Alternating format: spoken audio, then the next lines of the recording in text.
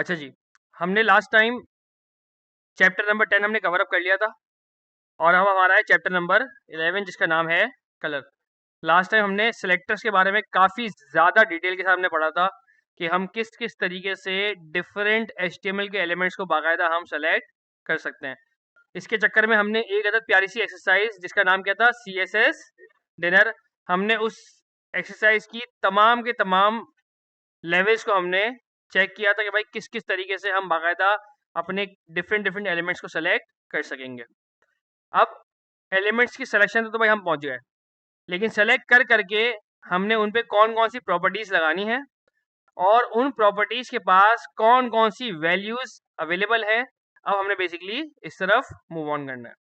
तो सबसे पहली प्रॉपर्टी हमें दिखा रहा है, ये कह रहा है कि भाई साहब आप बेसिकली अपने किसी भी एचटीएमएल के एलिमेंट्स को के आप कलर्स को भी छेड़ सकते हो। हमने कहा भाई साहब कैसे छेड़ सकते हैं, आप प्लीज हमें जरा बताएं। तो यह कहता है कि मैं आपको इस चैप्टर के अंदर क्या क्या बताऊंगा, हाउ टू स्पेसिफाई कलर्स, हम कलर्स को कैसे छेड़ेंगे, कलर की टर्मिनोलॉजी, कंट्रास्ट और बैकग्राउंड कलर्स के बारे में हम आपको बताएंगे। ठीक है भाई, आगे बढ़ते हैं।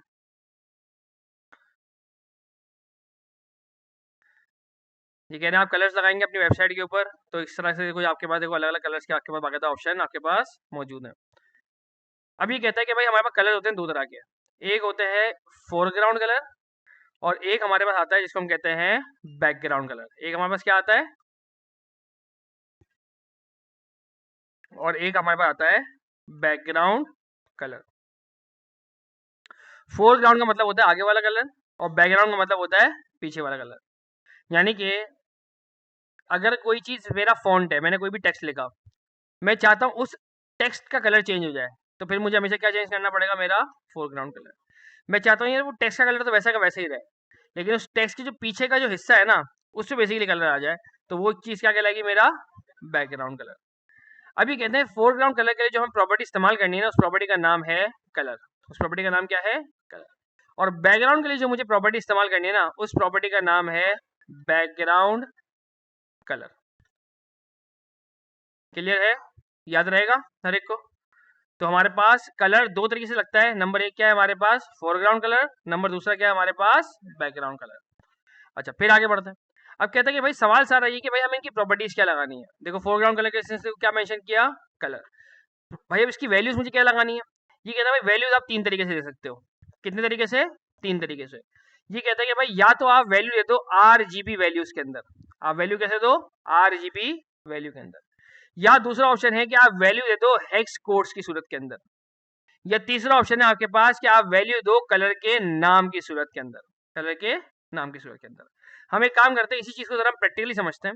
हम जाके अपने कोड बेस के ऊपर एक अदर प्रोजेक्ट जरा हम क्रिएट करते हैं। मैंने एक प्रोजेक्ट क्रिएट किया क्लास नंबर 3 और मैं गया CMD कोड स्पेस डॉट, मैंने जाके कहता फाइल क्रिएट की, नाम है index.html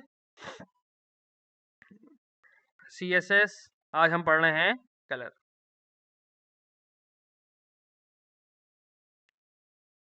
मैं गया H1, एक एलिमेंट मैंने डाल दिया, मैंने कहा ये मेरी हेडिंग होगी। फिर मैं कहता हूँ यार मेरे पास एक होगा पैराग्राफ, इस पैराग्राफ के अंदर मैंने कुछ भी लिख दिया। ओपन विद लाइव सर्वर, मेरा प्रोजेक्ट बाकायदा भाई चल गया। अब ये कहते हैं कि भाई आपको कलर लगाना है, सबसे पहले आपने अपने एलिमेंट को सेलेक्ट करना है। मैं क्या करूंगा, अपने आके एलिमेंट को आके सेलेक्ट करूंगा। मैं किसी भी एलिमेंट को जाके यहाँ से पिक कर सकता हूँ, हेडिंग को जाके पिक कर लिया, या मैंने अपने पैराग्राफ को जाके पिक कर लिया। देख लो पैराग्राफ बाकायदा देखो मेरा आ गया है मेरे हेड के अंदर। अब इस पैराग्राफ पे जाके मैं क्या लगा सकता हूँ, कलर नाम की प्रॉपर्टी, कलर नाम की प्रॉपर्टी। फिर ये कहता है भाई कलर आप दे सकते हो तीन तरीके से। कितने तरीकेकार से, तीन तरीकेकार से। एक इसने तरीकेकार क्या बताया मुझे, सबसे आसान वाला, सबसे आसान तरीकेकार है कलर नेम। यानी कि मैं कुछ भी कलर ले सकता हूँ, पिंक, ब्लू, ग्रीन, येलो, कुछ भी नाम है, नाम जाके लिख दूं कलर का नाम। जैसे कि यहाँ पे देखिए मैं आपके सामने करूंगा कलर, और मैंने कर दिया कि भाई साहब इसका आप कलर कर दें, एक काम करें रेड। देखिए बाकायदा आपके सामने मेरा जो टेक्स्ट है उसका कलर क्या हो गया है, रेड। तो एक ऑप्शन क्या है मेरे पास कि मैं चाहे फोरग्राउंड हो या चाहे मेरा बैकग्राउंड हो। फॉर एग्जाम्पल मैं हेडिंग को पकड़ता हूँ, देखो मैंने हेडिंग को आगे पकड़ा और मैंने बोला मैं चाहता हूँ कि हेडिंग के बैकग्राउंड पे ना, हेडिंग के बैकग्राउंड पे आ जाए मेरे पास जो कलर आ जाए ना, वो आ जाए येलो। क्या आ जाए मेरे पास? येलो। अब चाहे बैकग्राउंड कलर हो या चाहे सिर्फ और सिर्फ कलर हो, दोनों में मैंने यहाँ क्या दिया? कलर का नाम। मैंने क्या दिया भाई साहब? कलर का नाम। अभी कलर के नाम एक तरीकेकार है, इसके अलावा दो और तरीकेकार कौन कौन सा मेरे पास? एक है मेरे पास RGB। अब ये RGB क्या है भाई साहब? ये कहता है कि यार आपको किसी भी कलर की ना आपको 3 वैल्यूज बतानी पड़ेंगी। आपको किसी भी कलर की क्या बतानी पड़ेंगी? 3 वैल्यूज। दुनिया में जितने भी कलर्स है ना, वो 3 कलर से मिलके बना है, और उन 3 कलर का नाम है रेड, ग्रीन और blue. RGB। R for red, G for green, B for blue. अभी कहता है कि यार आप मुझे इन तीनों कलर्स की ना आप मुझे वैल्यूज बता दो कि तीनों कलर्स की भाई साहब कितनी कितनी वैल्यू मुझे आखिर लगानी है। फॉर एग्जाम्पल मैं कहता हूँ कि यार रेड आप मुझे बिल्कुल ही मत देना, 0। मैं कहता हूँ यार आप मुझे ग्रीन दे दो 255, मतलब मैक्सिमम लिमिट तक, और आप मुझे ब्लू दे दो 0। ब्लू मैंने क्या लिया इससे? 0। रेड मैंने से क्या लिया? 0। और ग्रीन मैंने से कितना लिया? 255। 255 क्या होता है? मेरा मैक्सिमम लेंथ होती है। एक मैक्सिमम जो लेवल है ना मेरे पास, वो क्या है? 255। यानी कि अगर मैं रेंज की बात करूँ तो रेंज हमारे पास क्या है? 0 से लेके 255 तक। अब मैं अगर आके इस तरह की कोई वैल्यू देता हूँ यहाँ पर आके इस हेडिंग के एलिमेंट को मैं इस तरह का आके कोई कलर देता हूँ जिसकी वैल्यू क्या होगी मेरी? RGB के अंदर। आओ जरा ट्राई करते हैं। मैंने यहाँ पे क्या लिखा? कलर, और मैंने इसकी वैल्यू दी RGB। मैंने क्या दी भाई? RGB। बोले भाई RGB के अंदर क्या वैल्यू दे रहे हो आप मुझे? मैं कहता हूँ भाई रेड की आप ले लो मुझसे 0, और आप मुझसे ग्रीन की क्या ले लो भाई साहब? 255, और आप मुझसे ब्लू के तौर पे क्या ले लो आप मुझसे? 0। मैं यहाँ पर आके एंटर किया तो आप देख सकते हो बाकायदा देखो क्या कलर है भाई साहब? ये ग्रीन कलर है। क्या लिया इसने? पूरा सॉलिड इसने ग्रीन कलर इसने भाई साहब मुझसे ले लिया। मैं वैसे ही आता हूँ, मैं इसको बोलता हूँ नहीं भाई साहब गलती हो गई मुझसे, एक काम करो आप इसका ग्रीन कर दो वापस से 0, लेकिन आप एक काम करो आप मुझसे ब्लू ले लो 255। अब आपको देखो यहाँ पे देखो कौन सा कलर आपको दिख रहा है? ब्लू। मैं कहता हूँ नहीं जानी, गलती हो गई, आप ब्लू को भी कर दो 0, और आप एक काम करो रेड मुझे दे दो 255। अब आपके सामने देखो कौन सा कलर है मेरे भाई? रेड। फिर मैं इस रेड के अंदर थोड़ी और मिलावट भी कर सकता हूँ। मैं कहता हूँ यार एक काम करो, रेड 255 है, अच्छी बात है, लेकिन एक काम करो इसके थोड़ा बहुत आप ग्रीन मिला दो। मैं कहता हूँ यहाँ पर आके एक काम करो 100% इसके देखो आप ग्रीन मिला दो। देखो हल्का देखो ब्राइट हो गया ये। मैं कहता हूँ यार एक काम करो ग्रीन भी आप 255 पूरा का पूरा मिला दो इसके अंदर। अब देखो क्या सीन हो गया? अब ये बेसिकली रेड और ग्रीन बाकायदा क्या हो गया? मेरे साथ जुड़ गया। तो वापस आते हैं, तो भाई मैं यहाँ पे डिफरेंट डिफरेंट कलर्स बाकायदा मैं मिला जुला सकता हूँ इसके साथ। अच्छा अब ये देखो बाकायदा देखो पूरा येलो देखो बन गया, इसलिए देखो बाकायदा मेरा टेक्स्ट देखो बाकायदा क्या हो गया है? गायब हो गया। यानी कि मैं अगर बैकग्राउंड कलर थोड़ी के लिए हटाता हूँ तो आपको देखो दिख रहा है कि जब मैंने रेड मिलाया पूरा 255, मैंने ग्रीन मिलाया पूरा का पूरा 255, तो आपके सामने कलर देखो मार्केट में कौन सा आया है? येलो। मैं कहता हूँ नहीं यार थोड़ा सा इससे ज़रा ब्लू ही मिला दो। मैं आया 100% ब्लू मिलाया, थोड़ा बहुत डिफरेंस आया, और मैं पूरा का पूरा ब्लू मिला देता हूँ। तो देखो पूरा का पूरा जब मैंने ब्लू मिला दिया क्या बन गया भाई साहब? ये सफेद कलर। मैं यहाँ पे देखो वापस देखो बैकग्राउंड जब अपना ओपन करता हूँ तो आपको यहाँ पे देखो दिख रहा है व्हाइट कलर के अंदर हेडिंग। तो वापस आते हैं, RGB का मतलब क्या है? रेड, ग्रीन और ब्लू। इसका मेन मकसद क्या है कि दुनिया में जितने भी कलर्स मिले ना, वो सब के सब इन्हीं 3 कलर से मिलजुल के आखिरकार बने हैं। तो मैं जब भी अपनी CSS के अंदर कभी प्रॉपर्टी लगाऊंगा, चाहे वो कलर की प्रॉपर्टी लगाऊं, चाहे वो मैं बैकग्राउंड कलर की प्रॉपर्टी लगाऊं, मेरे पास 3 तरीकेकार हैं अपनी CSS को बताने के लिए कि आपको कलर या फिर आपको बैकग्राउंड कलर, आपको कौन सा वाला चूज करना है। सबसे आसान तरीन तरीकेकार क्या है कि मैं अपने कलर का क्या दे दूं मेरे भाई? नाम। लेकिन हर वक्त नाम देना मेरे लिए पॉसिबिलिटी नहीं होता। जैसे कि फॉर एग्जांपल हमें भाई एक वेबसाइट बनानी है, समझ लो मेडिकल रिलेटेड, या एक स्कूल की हमें वेबसाइट बनानी है।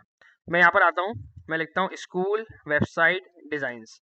अब मेरा बॉस क्या करता है कि स्कूल की वेबसाइट्स के डिज़ाइन के तौर पे ये वाला भाई एक डिज़ाइन पसंद कर लेता है, या ये वाला भी नहीं, एक काम करते हैं थोड़ा और कलरफुल सा डिज़ाइन लेते हैं, ये ले लेता है, ये ज़्यादा अच्छा लग रहा है मुझे। तो भाई ये वाला डिज़ाइन जो है मेरा बॉस पसंद कर लेता है। अब इसमें हर एक कलर का एग्जैक्टली नाम मुझे पता नहीं होगा, इसमें से हर एक कलर का एग्जैक्टली नाम मुझे पता नहीं होगा। अच्छा अगर पता हो भी ना, तब भी भाई वो जो कलर है वो लाइट है, डार्क है, कितनी मिलावट है उसके अंदर, ये सारी चीज़ें भाई साहब मेरे लिए पिक करना इंतहाई क्या हो जाएगा? मुश्किल हो जाएगा। तो फिर मैं क्या करूँगा? मैं किसी न किसी टूल का सहारा लूँगा, और मैं किसी न किसी टूल पे जाके इस वाले कलर को पिक करने की कोशिश करूँगा। और वो जो टूल होगा ना, वो जो मुझे वैल्यू देगा ना, वो मुझे वैल्यू क्या देगा? RGB के अंदर मुझे वैल्यू प्रोवाइड करेगा। जिसकी मैं आपको छोटी सी मिसाल दिखाता हूँ। मैंने इस इमेज को जाके मैंने कर लिया कॉपी इमेज। हमारे पास एक टूल होता है फोटोशॉप, डिजाइनर्स वगैरह बहुत ज़्यादा यूज़ करते हैं उसको। उसी टूल का एक वेबसाइट वर्जन हमारे पास अवेलेबल है जिसका नाम है फोटोपिया। क्या नाम है? फोटोपिया। मैं इस टूल के पास जाता हूँ और मैं यहाँ पर आके अपनी उस इमेज को जाके मैं पेस्ट करने की कोशिश करता हूँ। स्टार्ट यूजिंग फोटोपिया और अलाउ मैंने किया इसको। अब देखिए बाकायदा मेरे पास ये इमेज आ गई। अब मुझे अगर ये वाला कलर मुझे पिक करना है तो मैं क्या करूँगा, यहाँ से आके एक आई पिकर टूल लूँगा। ये आई पिकर टूल, ये मैंने पिक किया और मैंने यहाँ पर आके देखो इस कलर को देखो पसंद किया और ये कलर बाकायदा देखो मेरे पास यहाँ पे साइड पे आ गया।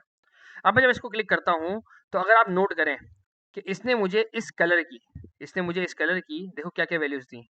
RGB 255, 211 और 2।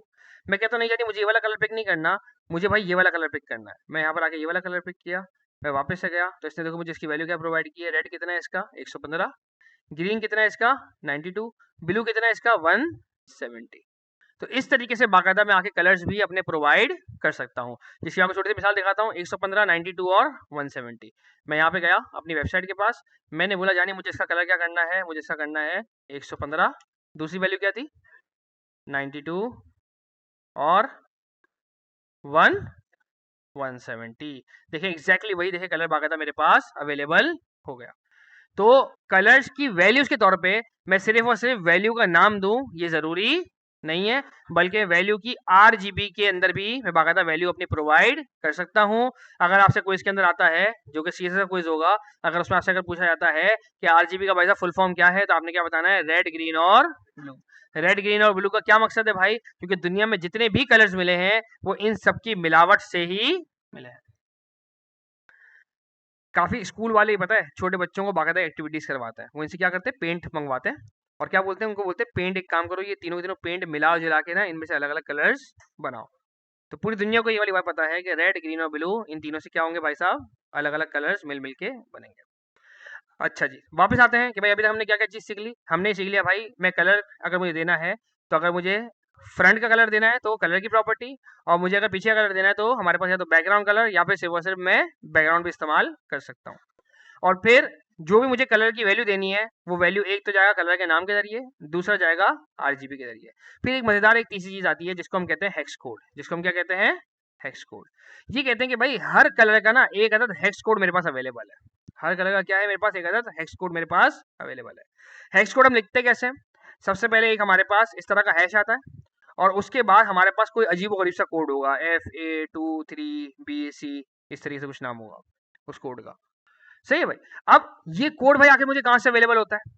अब ये कोड भी अगर आप इसी टूल के पास अगर आप आओ तो यहाँ पे देख रहे हो बाकायदा देखो मुझे देखो कोड दे रहा है, ये देख रहे हो? हैश बनाया हुआ इसने। हैश बिल्कुल वैसे जैसे हमारे पास आईडी के टाइम पे हैश हुआ करता था। और देखो एक अदद क्या है मेरे पास यहाँ पे देखो कोड अवेलेबल है। मैंने इसको आगे कॉपी किया और मैं यहाँ पर आके अपनी वेबसाइट पे आके मैं बोल सकता हूँ कि भाई साहब मुझे आपको RGB के अंदर वैल्यू नहीं देनी, मुझे आपको देनी है वैल्यू कैसे भाई साहब? हेक्स कोड के जरिए। तो मैं यहाँ पर आके लगाऊंगा हैश, और हैश का मैंने वो वाला कोड आके पेस्ट कर दिया। देखो एग्जैक्टली वही कलर है जो बाकायदा वहाँ मेरे पास अवेलेबल था। मैं यहाँ से अगर आगे कलर चेंज करता हूँ, मैं बोलता हूँ नहीं यार एक काम करो ज़रा आप जो है ना कुछ इस तरह कलर ले लो, रेड के अंदर भी ये डार्क वाला कुछ रेड मरून इस तरह के कुछ कलर ले लो आप। मैंने यहाँ से क्या किया? मैंने भाई साहब इसका आके मैंने टेक्स्ट कोड कॉपी किया, मैं अपनी वेबसाइट पे गया और मैंने यहाँ पर आके यही वाला कलर मैंने पिक कर लिया। देखो एग्जैक्टली वही वाला कलर आ गया मेरे पास जो मैंने वहाँ पे जाके सेलेक्ट किया था। क्लियर है? तो हमारे पास कलर देने के लिए दो प्रॉपर्टीज हैं। कौन कौन सी? एक है कलर की प्रॉपर्टी जो कि मेरे फॉन्ट का कलर चेंज करेगी, और एक है मेरे पास बैकग्राउंड की प्रॉपर्टी या बैकग्राउंड कलर की प्रॉपर्टी जो कि क्या करेगी भाई साहब? मेरे फॉन्ट का कलर नहीं बल्कि मेरे फॉन्ट के जो पीछे जो भी हिस्सा होगा उसके कलर को बाकायदा चेंज करेगी। और कलर चेंज करने के लिए हमारे पास क्या तरीकेकार है मेरे भाई? हमारे पास 3 तरीकेकार है। कौन कौन से?